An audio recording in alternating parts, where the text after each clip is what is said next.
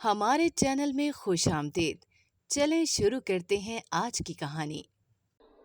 میری شادی کو 1 سال ہو گیا تھا اور اس بار بھی مجھے خوف تھا کہ کہیں وہ سب نہ ہو جائے جو میرے ساتھ پہلے بھی ہو چکا ہے۔ اس وجہ سے آج کل میں بہت ڈری ڈری رہنے لگی تھی، کیونکہ میں نہیں چاہتی تھی کہ وقت اپنے آپ کو دہرائے اور میں پھر سے اسی اذیت سے گزروں۔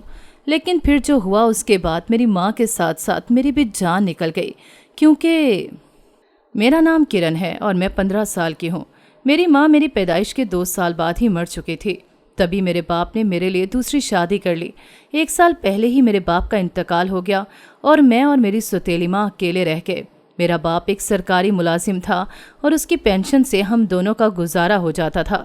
میری دوسری سوتیلی ماں کی کوئی اولاد نہ تھی اور اب میں ہی اس کا واحد سہارا تھی۔ میری سوتیلی ماں کا مجھ سے سلوک نارمل ہی تھا۔ اس نے کبھی سوتیلی ماؤں کی طرح مجھ پر ظلم نہیں کیا تھا، نہ ہی بیجا مجھ سے کام کروائے تھے۔ پڑھائی میں نے باپ کے مرنے کے بعد ہی چھوڑ دی تھی۔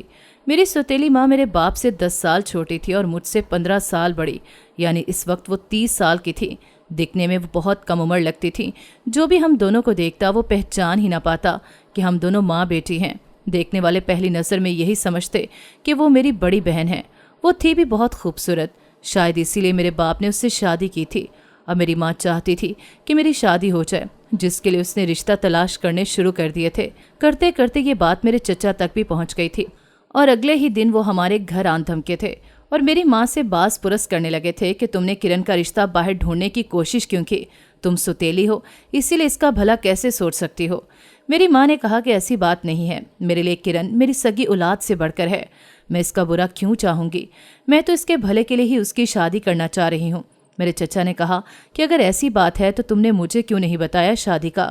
میں اپنے بیٹے سے کرن کی شادی کر کے اس کو اپنی بہو بناتا، نہ کہ اپنے بھائی کی اولاد کو غیروں کو سونپ دیتا۔ میری ماں نے کہا کہ رشتہ تو لڑکے والے مانگتے ہیں، میں ایک بیٹی کی ماں ہو کر کیسے آپ کے ہاتھ پھیلانے آ جاتی؟ میری ماں کی بات سن کر چچا ایک دم چپ ہو گئے، پھر بولے کہ جو بھی ہے اب یہ میری بہو ہی بنے گی، تم لوگ شادی کی تیاریاں کرو۔ میری ماں نے سر ہلا دیا کہ اس سے زیادہ خوشی کی بات کیا ہو سکتی تھی۔ میرا چچا زاد اکبر ایک اچھا سلجھا ہوا پڑھا لکھا انسان تھا، تبھی میری ماں کو بھی کوئی اعتراض نہیں تھا۔ میری ماں نے مجھ سے میری رضامندی جانی چاہی تو میں نے سارا معاملہ ان پر چھوڑ دیا۔ میری رضامندی جانتے ہی میری ماں نے شادی کی تیاریاں کرنا شروع کر دیں۔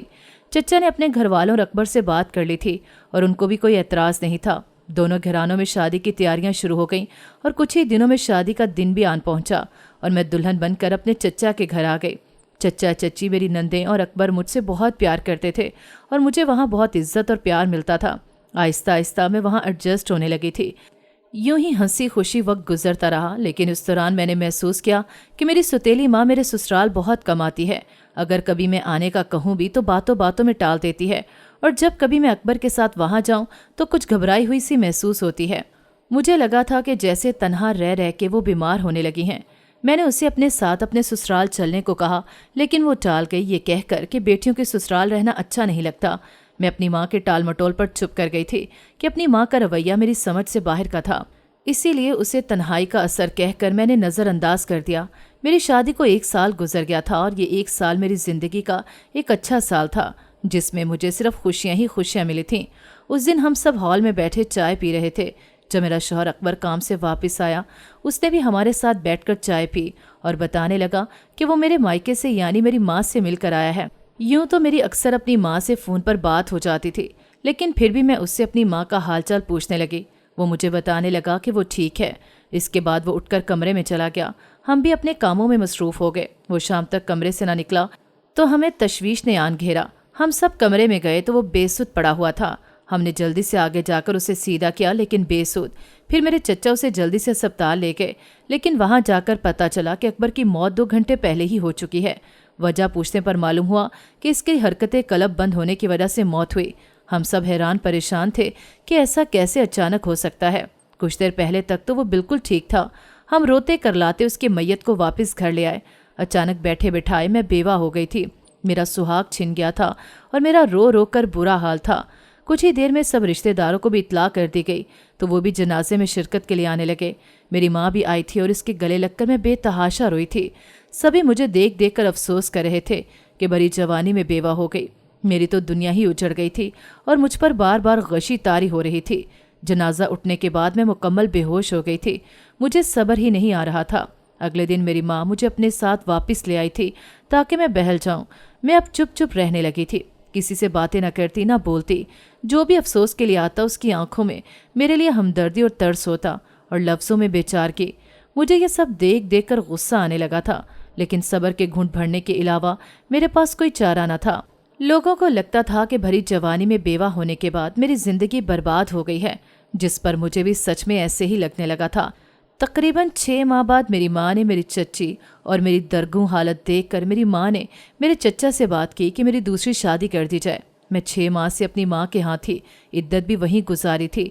इस दौरान मेरे चच्चा चच्ची एक बार भी मुझसे मिलने या मुझे वापस लेने नहीं आए थे।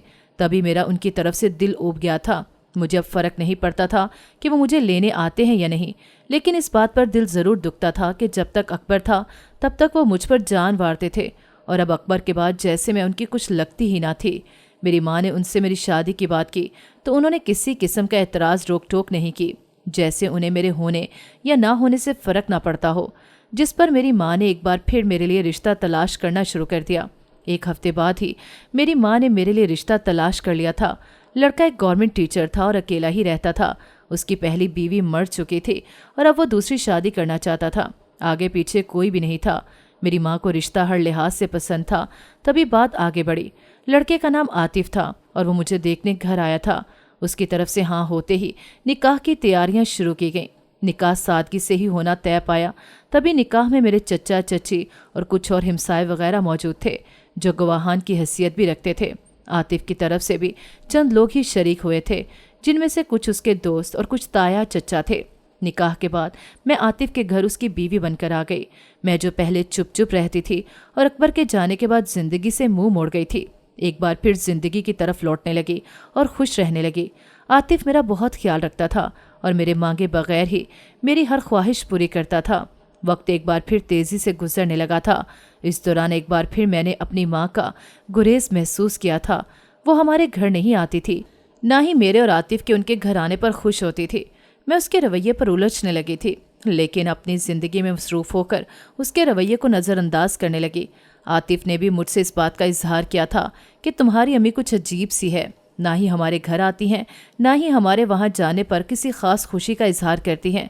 जिस पर मैंने आतिफ को ये कहकर टाला कि मेरी अम्मी कुछ खामोश तबीयत की हैं, तभी ज़्यादा किसी से घुलती मिलती नहीं। मेरी बात पर वो चुप हो गया था। पता नहीं वो मेरी बात से मुत्तफिक हुआ था या नहीं, मगर मज़ीद कुछ भी नहीं पूछा था। करते करते 1 साल गुजर गया था। इस 1 साल में आतिफ ने हर तरह से मेरा ख्याल रखा था और यह साल भी मेरे लिए बहुत खुशकिस्मत था। इतनी खुश मैं अकबर के घर पर भी नहीं थी जितनी मैं आतिफ के घर पर थी, और मेरी खुशी की वजह आतिफ और आतिफ का अच्छा रवैया ही था। अब तो मैं ये भी भूलने लगी थी कि मेरी ज़िंदगी में अकबर नामी एक शख्स भी था। मेरे आतिफ से निकाह के बाद चच्चा चच्ची मुझसे कभी नहीं मिले थे, ना मिलने की कोशिश की थी, जिसकी वजह से मैंने कभी उनसे मिलना नहीं चाहा था। इस दिन मामूल के मुताबिक मैं शाम के वक्त आतिफ का इंतज़ार कर रही थी। खाना हम साथ खाते थे, तभी खाना भी तैयार करके रख लिया। आतिफ आया तो मैंने और उसने साथ मिलकर खाना खाया। खाने के दौरान उसने बताया कि वो मेरी अम्मी की तरफ से होकर आया है। ये सुनकर मेरा माथा ठनका। पहले कभी आतिफ अकेले मेरी माँ की तरफ नहीं गया था, इसलिए मेरे लिए ये बात ताज्जुब का बाइस थी। मैं चुप रही तो आतिफ ने बताया कि वो वैसे ही हालचाल पूछने चला गया था। मैंने भी सर हिला दिया। खाना खाने के बाद मैं बर्तन समेटने लगी और आतिफ कमरे में चला गया। मैं बर्तन धोकर कमरे में आई तो वो बेड पर लेटा हुआ था। मुझे लगा कि शायद थकावट की वजह से वो जल्दी सो गया है। मैं भी उससे बगैर मुखातिब के सोने के लिए लेट गई। अगली सुबह मैं उठी तो आतिफ अब भी लेटा हुआ था। उसके स्कूल जाने का टाइम हो रहा था। मैंने आगे बढ़कर उसे बाजू से झंझोड़ कर उठाना चाहा, मगर उसका बाजू शदीद अकड़ा हुआ था, बिल्कुल सर्द और अकड़ा हुआ, जैसे किसी मुर्दे का होता है। मैंने एक बार फिर उसे झंझोड़ा, मगर वो बेसुध पड़ा रहा। मैंने उसकी सांसें चेक की तो वो बंद थी। मेरी जोरदार चीख निकली और मैं रोते हुए एम्बुलेंस को कॉल करने लगी। कुछ ही देर में मैं आतिफ को अस्पताल लेकर जा चुकी थी, जहां डॉक्टर ने आतिफ की मौत की तस्दीक कर दी और उसकी मौत की वजह हरकत कल्ब बंद होना थी। डॉक्टर ने यह भी बताया कि इसकी मौत 10 घंटे पहले यानी रात को ही हो चुकी थी। मैं सदमे से निढाल पड़ी थी। मुझे अकबर की याद आई। उसकी मौत भी तो ऐसे ही हुई थी। मेरी माँ भी आ चुकी थी और इसे भी आतिफ की मौत का पता चल चुका था। आतिफ की मैयत को मैं घर ले आई, वही घर जो आतिफ का था। धीरे धीरे सभी रिश्तेदार आने लगे थे और जो आतिफ की मौत की वजह सुनता अजीब नज़रों से मुझे देखता, जैसे मेरा ही कसूर हो। जनाजे में शिरकत के लिए आई चंद खवातीन की बातें मेरे कानों में पड़ी थीं, जो कह रही थीं कि मैं मनहूस हूँ, मेरी वजह से ही आतिफ की मौत हुई। पहले मैं अपने पहले शौहर को खा गई और फिर दूसरे शौहर को, और दोनों की मौत हरकतें कलब बंद होने से हुई। और यही नहीं, दोनों की मौत शादी के पूरे 1 साल बाद ही हुई। ये कोई इत्तेफाक नहीं बल्कि मेरी मनहूसियत है जो इन दोनों की जानें खा गई। कुछ लोगों की नज़रों में मेरे लिए हकारत और नफरत थी, तो कुछ लोगों की नज़रों में हमदर्दी और तरस। इनकी बातें सुनकर मेरा दिल ख़राब होने लगा था और मुझे लगने लगा था कि वो सच ही कह रही हैं। लेकिन मेरा दिल मुझे कसूरवार मानने से इनकारी था कि मनहूस वगैरह कुछ नहीं होता। जिसकी मौत जब आई होती है तभी वो मरता है, किसी की मौजूदगी से कोई नहीं मरता। इन दोनों की मौत अगर एक वजह से हुई तो इसका मतलब ये नहीं कि वो वजह मेरी मौजूदगी से हुई। हमारे दीन में भी मनहूसियत का कोई तस्वर नहीं और ऐसी तोहम परस्ती से भी मना किया गया है। लेकिन आजकल भी कुछ खवातीन ऐसी मौजूद हैं जो दूसरों को मनहूस गर्दान कर उनका जीना मुश्किल कर देती हैं, ये सोचे बिना कि अगर उनके साथ भी ऐसा होता तो क्या वो बर्दाश्त कर पाती। मैंने उनकी बातों को नज़रअंदाज किया था कि जहल को समझाना ऐसा ही है जैसे भैंस के आगे बीन बचाना। आतिफ की मौत को 1 हफ्ता गुजर गया था और तन्हाई के डर से मैं अपनी माँ के घर आ गई थी। मैं इद्दत में थी, तभी घर से बाहर नहीं निकलती थी। मैं फिर से वैसी ही हालत में चली गई थी जैसी हालत में अकबर की मौत के बाद थी। मैंने 2 मरतबा शादी की और दोनों मरतबा अपने शौहर को खो दिया। शायद मेरे नसीब में यही सब लिखा हुआ था, तभी मेरे साथ ऐसा हुआ। कुछ लोगों की दिल चीरने वाली बातें और तानों ने मुझे तोड़ कर रख दिया था, जो ये नहीं सोचते थे कि मेरे गम से बड़ा किसका गम होगा। मैंने अपने शौहर को खोया था और लोग मुझे ही इसकी मौत का जिम्मेदार समझते थे और ये इल्ज़ाम मेरे लिए तकलीफ़ का बायस था, लेकिन कोई मेरी तकलीफ़ नहीं समझता था। मेरी माँ मुझे खामोश देखकर मुझसे मेरी शादी की बात करने लगी थी और मैं तीसरी शादी की बात पर ताज्जुब से उसे देखने लगी थी। कहीं ना कहीं मेरे दिमाग में उन खवातीन की बातें घूमने लगी थीं जो मुझे मनहूस कह रही थीं। मैं अब शादी नहीं करना चाहती थी कि 2 तलख तजर्बे ही काफ़ी थे और मैं तीसरा तजुर्बा नहीं करना चाहती थी। मगर मेरी माँ का कहना था कि ज़िंदगी अकेले नहीं गुजरती, जीने के लिए किसी मर्द का सहारा होना बहुत ज़रूरी है, तो शादी कर लो। अकबर और आतिफ की मौत तुम्हारी वजह से नहीं हुई, उनकी इतनी ही ज़िंदगी लिखी थी। लोगों की बातों को दिल से मत लगाओ और अपनी ज़िंदगी में आगे बढ़ो। अपनी माँ की बात सुनकर मैंने सब कुछ अपनी माँ पर छोड़ दिया कि जो चाहे करो। मैं अब 18 साल की होने वाली थी और 2 बार बेवा हो चुकी थी। तीसरी शादी से डर लगने लगा था, तभी मैं मना कर रही थी, मगर मेरी माँ ने मेरी एक ना सुनी और एक बार फिर मेरे लिए एक अच्छा रिश्ता ढूंढने लगी, जो कि मिलना मुश्किल ही था क्योंकि मैं 2 बार बेवा हो चुकी थी। मैंने अपनी माँ को मना किया था कि मेरी शादी का ख्वाब देखना छोड़ दे, क्योंकि शायद मेरी किस्मत ही ऐसी है। अब मैं किसी तीसरे की जान को जोखम में नहीं डालना चाहती और ना ही ये चाहती हूँ कि मेरी वजह से किसी की जान जाए। शायद सब लोग सच ही कहते हैं कि मैं सबस कदम हूँ और मनहूस हूँ, जिसकी उनकी ज़िंदगी में आने से ही उनकी ज़िंदगी की लकीर उनके हाथों से ख़त्म हो जाती थी। मेरी बातें सुनकर मेरी माँ मुझे डांटने लगती कि ऐसी बातें मुँह से नहीं निकालते, क्योंकि ऐसा कुछ नहीं होता। किसी दूसरे की वजह से इंसान की जान को कोई ख़तरा नहीं होता, बस जब मौत का वक्त आ जाता है तो मौत आकर ही रहती है, फिर चाहे किसी भी बहाने से ही सही। मेरी इद्दत के दिन पूरे हो चुके थे, लेकिन अब तक कोई रिश्ता नहीं मिला था और मुझे लगता था कि अब कोई रिश्ता मिलेगा भी नहीं, क्योंकि सब लोग ही मेरे बारे में जानते थे और जो भी रिश्ता मिलता वो ये जानकर पीछे हट जाता कि मैं पहले से 2 बार बेवा हो चुकी हूँ। वो लोग मुझे मनहूस समझकर पीछे हट जाते और जाते जाते मेरी हौसला शिकनी करना या ताने मारना न भूलते। मेरी माँ मेरी दुखी शक्ल देखकर मुझे हौसला देती और एक बार फिर नए रिश्ते की तलाश में सरगर्दा हो जाती। यूं ही करते करते 4 माह मज़ीद गुजर गए और फिर मेरे लिए एक रिश्ता आया। वो आदमी 38 साल का था और उसकी बीवी मर चुकी थी। उसके 2 ही बच्चे थे जो कॉलेज में पढ़ते थे और किसी दूसरे शहर हॉस्टल में रहते थे। मेरी माँ ने मेरे लिए ये रिश्ता कबूल कर लिया क्योंकि कोई और अच्छा रिश्ता मिल नहीं रहा था। अब वाले आदमी का नाम अफजल था और इसे इस बात से कोई एतराज़ नहीं था कि मैं 2 बार बेवा हो चुकी हूँ और ना ही मेरे सबस कदम होने को मानता था। मेरी माँ बेहद खुश थी और इसी खुशी में जल्द ही निकाह का दिन तय कर दिया गया। मोहल्ले वाले और मेरे चचा चच्ची ने मेरी माँ को बहुत रोका कि मेरी शादी न करे, क्यों किसी और की जान लेने पर तुली हो, मगर मेरी माँ न टली और उनको बेनकद की सनाई कि बच्चे की ज़िंदगी तो बर्बाद नहीं कर सकते और इसमें किरण का कोई कसूर नहीं, इनकी ज़िंदगी ही इतनी लिखी गई थी। जल्द ही मेरा अफजल से निकाह हो गया और मैं उसके घर बीवी बनकर आ गई। कम उम्र और खूबसूरत बीवी पाकर वो बेहद खुश था और कोशिश करता था कि मुझे किसी किस्म की तकलीफ़ ना हो। हमारे निकाह पर उसके दोनों बच्चे ही शरीक नहीं हुए थे, या शायद उसने बताया नहीं था। मैंने भी यही बात उससे पूछी तो उसने कहा कि बच्चे निकाह के बारे में और तुम्हारे बारे में जानते हैं, लेकिन पेपर्स की वजह से निकाह में शरीक नहीं हुए। मैं मुतमईन हो गई और इस घर में खुशी खुशी रहने लगी। मैं अपनी पिछली ज़िंदगी भूलने की कोशिश करती थी, लेकिन लोगों की तलख बातें और रवैये मुझे ऐसा करने से रोकते थे। मैं छोटी सी उम्र में लोगों के तलख रवैये देख चुकी थी जो भुलाए न भूलते थे।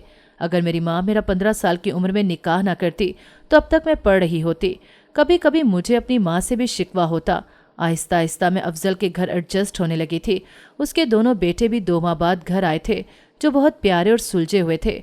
उन्होंने मुझे एहतराम से ही मुखातिब किया था, जिससे अंदाज़ा होता था कि उन्हें अपने बाप की दूसरी शादी से कोई एतराज़ नहीं। वो अपनी छुट्टियों में घर आ जाते थे। यूं ही 1 साल पर लगा कर उड़ गया और 1 साल गुजरते ही मेरी सांसें अटकने लगीं कि 1 साल बाद मेरा हर शौहर मर जाता है। इस साल पता नहीं क्या होगा। यही सोच सोच कर मेरी जान निकल रही थी। मैंने अपने शौहर को मना कर दिया था कि वो कभी भी अकेले मेरी माँ की तरफ न जाएं, और वो मेरी बात पर हामी भी भर चुके थे। इस दिन वो घर आकर खाना खाकर सोने के लिए चले गए। रात को सोने से पहले उन्होंने बताया कि वो मेरी माँ के घर से आ रहे हैं, और उनकी बात सुनकर मैं घबरा गई। न जाने क्यों मुझे शक होने लगा था कि मेरे हर शौहर की मौत की वजह मेरी माँ ही है। मैंने घबराहट के मारे उनको जागते रहने पर मजबूर किया, लेकिन तभी वो एक तरफ लुढ़क गए और मेरी चीख निकल गई। मैंने कांपते हाथों से उनकी सांसें चेक की तो वो बंद थीं। हस्पताल ले जाया गया तो उन्होंने भी अफजल की मौत की तस्दीक कर दी। मेरी दुनिया एक बार फिर उजड़ गई थी और मेरा पूरा शक मेरी माँ पर था कि उसी की वजह से मेरा हर शौहर मर जाता है। मेरा हर शौहर उससे मिलने के बाद ही मर जाता था, लेकिन वो ऐसा क्यों करती है, ये मेरी समझ से बाहर था। मुझे अपनी माँ पर शक था और अब मैं चाहती थी कि इस सच्चाई का पता चलाऊं। अपने शौहर की मौत के बाद मैं एक बार फिर अपनी माँ के घर आ गई। अब तो लोग मेरे साए से भी दूर भागने लगे थे। मैंने अपनी माँ की सच्चाई का पता लगाने के लिए अपने सौतेले मामू के बेटे फैसल से रवाबित बढ़ाने शुरू कर दिए। मैं काफ़ी मासूम शक्ल की थी, तभी वो मुझसे हमदर्दी करते करते मेरे झांसे में फंस गया। पहले मैंने उसे अपनी दुखभरी जिंदगी की कहानी सुनाकर खुद से हमदर्दी पर मजबूर किया, फिर उसे दोस्ती की और दोस्ती से मोहब्बत का सफ़र बड़ी आसानी से पार कर लिया। मैंने उस काम के लिए सौतेले मामू के बेटे फैसल को इसलिए चुना था ताकि इस बार देख सकूं मेरी माँ अपने सगे भतीजे को भी नुकसान पहुंचाती है या नहीं, या वो मरता है या नहीं। वो जल्द ही मेरी बातों में आ गया था। मैंने बातों ही बातों में उसे शादी के लिए भी राज़ी कर लिया था, जिस पर वो फट तैयार हो गया था। मैं उसकी ज़िंदगी खतरे में डाल रही थी, लेकिन मुझे यकीन था कि इस सब के पीछे मेरी माँ ही होगी। माँ थी, मगर थी तो सौतेली ही।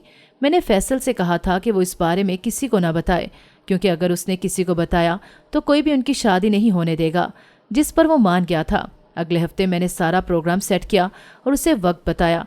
मुकर्ररा वक्त में मैं अपनी माँ से बहाना करके घर से निकली। मुकर्ररा वक्त पे मैं और फैसल मैरिज काउंसिल पहुंचे और निकाह कर लिया। गवाहान के तौर पर फैसल अपने दोस्तों को लाया था। निकाह के बाद फातिहाना अंदाज में मैंने दिल ही दिल में अपनी माँ को पहली हार का मज़ा चिखाया था। मैं और फैसल एक साथ पहले हमारे घर पहुंचे। फैसल ने फ़ोन करके अपने माँ बाप को भी वहीं बुला लिया था ताकि सबको एक साथ बता दिया जाए। घर पहुंचे तो सब हम दोनों को एक साथ देखकर हैरान हुए। फैसल ने जैसे ही बताया कि हम दोनों ने शादी कर ली है, सब हैरान रह गए। मेरी माँ घबरा गई और सीना पीटने लगी कि ये क्या कर दिया, बगैर पूछे इतना बड़ा कदम उठा लिया। मेरी माँ रोती हुई सीना पीट रही थी और मैं ताज्जुब का शिकार हो रही थी कि वो सब तो मेरी माँ ही करती थी, जिसकी वजह से मेरे शौहर मर जाते थे। तो अब तो फैसल को किसी से कोई खतरा नहीं, तो अब ये क्यों रो रही है। मेरी माँ मुसलसल कह रही थी कि जैसे इसके सारे शौहर मर गए, अब फैसल भी मर जाएगा। ये क्या कर दिया तुम लोगों ने। मैं अपनी माँ की बात सुनकर घबरा गई थी कि अगर सच में फैसल मर गया तो। अपने शक में मैंने फैसल की जान खतरे में डाल दी थी और मेरी माँ का अंदाज़ा मुझे बता रहा था कि वो सच बोल रही हैं। फैसल ने कहा कि वो इन दकियानूसी बातों को नहीं मानता, तो बेहतर है इस बारे में कोई बात न की जाए। फैसल के माँ बाप भी घबरा गए थे, मगर अब कुछ नहीं हो सकता था। मैं अपनी माँ को छोड़कर फैसल के हमरा उसके घर में आ गई। फैसल का अपने माँ बाप के साथ झगड़ा हुआ था कि इतना बड़ा फैसला अकेले कैसे कर लिया, लेकिन फैसल को कोई परवाह न थी। उन्होंने मुझे कुछ भी नहीं कहा था, बल्कि नरमी से ही पेश आए थे। रफ्ता रफ्ता सब कुछ नॉर्मल होने लगा। मेरी माँ ने मुझसे मिलना, मुझसे बात करना छोड़ दी थी कि मैंने उससे पूछे बगैर इतना बड़ा कदम क्यों उठाया और उसके भतीजे की ज़िंदगी को ख़तरे में डाला। कुछ महीनों की कोशिश के बाद थक कर मैंने भी अपनी माँ को मनाने की कोशिश तर्क कर दी। आहिस्ता आहिस्ता मैं फैसल के घर में एडजस्ट होने लगी। फैसल की 2 बड़ी बहनें थीं जो शादीशुदा थीं। उनको जब पता चला कि वो भी कुछ दिन नाराज़ रहीं मगर फिर ठीक हो गईं। फैसल के घर में मुझे किसी किस्म की कोई तकलीफ नहीं हुई थी। एक मामले में मैं खुशकिस्मत थी कि मेरे ससुराल वाले और शौहर बहुत अच्छे होते थे। छुपकर शादी करने के बावजूद मुझे उन्होंने कभी कोई ताना नहीं दिया था। करते करते 1 साल पलक झपकते ही गुजर गया और एक बार फिर मैं इसी खौफ का शिकार होने लगी कि अब कहीं फैसल को भी ना कुछ हो जाए। मैं इसी खौफ से निकलने के लिए एहतियाती तदाबीर करने लगी। उस दिन मेरी माँ अपने घर से बाहर गई थी। मैंने छुपकर बगैर किसी को बताए इस घर में छोटे छोटे कैमरे लगवा दिए जिससे वहाँ की हर चीज़ रिकॉर्ड हो सके। एक बात जो अजीब तर थी वो मेरे शौहर की मौत की तारीख थी। मेरे तीनों शौहर एक ही तारीख को इस दुनिया से रुखसत हुए थे। तभी मैं इस तारीख के आने का इंतज़ार कर रही थी। मैंने इन कैमरों को अपने फ़ोन से कनेक्ट किया हुआ था और मैं हर थोड़ी देर बाद अपनी माँ के घर का सारा मंजर देख लेती थी कि वहाँ क्या हो रहा है। मेरी माँ को अभी तक कैमरों की मौजूदगी का पता नहीं चला था। अगर चल जाता तो वो अब तक मेरे फ़ोन से वो कैमरे डिस्कनेक्ट हो चुके होते। इस तरफ से मैं मुतमईन थी।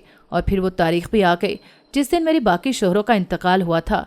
मैं अपने कमरे में बंद कैमरे से सब कुछ देख रही थी मगर मैं ये देखकर चौंक गई कि मेरी माँ सुबह ही सुबह घर से निकल गई थी और अब पूरा घर खाली था। मुझे लगा शायद वो अभी थोड़ी देर में आ जाएगी। तभी मैं फ़ोन की तरफ नजरें जमाए देखती रही लेकिन 1 घंटा गुजरने के बाद भी वो वापस ना आई। इससे पहले कि मैं फ़ोन बंद करती अचानक कैमरे से मैंने देखा कि घर का दरवाज़ा खुला और मेरा मौजूदा शौहर फैसल अंदर दाखिल हुआ। उसे वहाँ देखकर मैं चौंक गई कि जब मेरी माँ ही वहाँ नहीं थी तो वो वहाँ क्या कर रहा था। यही सोचकर मैंने अपनी माँ को फ़ोन किया और उससे पूछा कि वो कहाँ है। तो उसने कहा कि वो मेरे बाप की कब्र पर है, आज बरसी है तो फातिहा ख्वानी के लिए आई थी। ये सुनकर मेरे जहन में धमाका हुआ और मुझे याद आया कि आज तो मेरे बाबा की बरसी है। हैरत की बात थी कि मेरे साबका शौहरों की मौत और मेरे बाप की मौत का दिन एक ही था। मैंने अपनी माँ से कहा कि जल्दी से घर पहुँचे। मेरी माँ कुछ हैरान तो हुई मगर फिर हामी भरकर फ़ोन बंद कर गई। मैंने जल्दी से फ़ोन से घर का कैमरा कनेक्ट किया और ख़ुद भी घर से बाहर निकली। टैक्सी के ज़रिए मैं 15 मिनट में अपने मायके आन पहुंची थी। साथ साथ मैं फ़ोन भी देख रही थी जहां फैसल अब सोफे पर बैठा हुआ था। मेरी माँ भी मेरे पीछे ही आन पहुंची और अब हम दोनों घर में दाखिल होकर खिड़की के करीब आ गई थी जिससे हम अंदर बैठे फैसल की आवाज़ सुन सकते थे और उसे देख भी सकते थे। मेरी माँ मेरे अमल पर हैरान थी मगर मैंने उसे खामोश करवा कर अपने फ़ोन में कैमरे की रिकॉर्डिंग ऑन कर दी। अंदर फैसल अब दुआई अंदाज में हाथ उठाए कुछ पढ़ रहा था। फिर इस अमल के बाद वो बोला कि मैंने आपसे क्या वादा सच कर दिखाया। मुझे हैरत हुई कि ऐसा कौन सा वादा था जो उसने सच कर दिया और वो किससे कह रहा था। फिर वो मजीद बोला कि आप चाहते थे ना पुप्पा जी कि मेरी शादी किरण से हो, तो देख ले मेरी शादी किरण से हो ही गई। मैं मानता हूँ कि वक्त पर इससे शादी नहीं कर सका लेकिन देर से ही सही अपना वादा ज़रूर पूरा किया है। इसकी बातें सुनकर मैं हैरत ज़दा थी जबकि मेरी माँ के चेहरे पर घबराहट के आसार थे। फैसल अब कह रहा था कि आपने मरते वक्त मुझसे वादा लिया था कि मैं किरण से शादी करूंगा, लेकिन पुप्पो ने किरण की शादी उसके चचा जाद से कर दी। हालांकि वो जानती थी कि मैं किरण को पसंद करता हूँ। इसके बावजूद उन्होंने किरण की कहीं और शादी कर दी, इसलिए मुझे उसके पहले शौहर को जहर दे के मारना पड़ा। ऐसा जहर जिससे किसी को भी मुझ पर शक ना हो। वो ऐसा जहर था जिससे हरकतें कलब बंद हो जाती है। फिर मुझे लगा था कि अब किरण मेरी हो गई, लेकिन पुप्पो ने मेरी उससे शादी करवाने से इनकार कर दिया और उसकी कहीं और शादी कर दी। मैं किरण से खुद बात भी नहीं कर सकता था क्योंकि पुप्पो ने मुझे धमकी दी थी कि वो किरण को बता देंगी कि मैं नशा करता हूँ। फिर मुझे उसके दूसरे शौहर को भी मारना पड़ा और फिर तीसरे शौहर को भी, लेकिन मैं किरण को किसी और के साथ नहीं देख सकता था और आपसे वादा भी तो किया था कि मैं किरण से शादी करूँगा। आप कौन सा मेरी हकीकत जानते थे, लेकिन मैंने हर बार पुप्पो के घर को इस्तेमाल किया। पुप्पो आपकी कब्र पर चली जाती और मैं यहाँ आकर उसके घर के नंबर से किरण के शौहरों को यहाँ बुलाता और फिर वो यहाँ आते तो पुप्पो भी आ जाती। मैं तब तक इनके लिए जूस या चाय वगैरह बनाकर इसमें जहर मिला देता।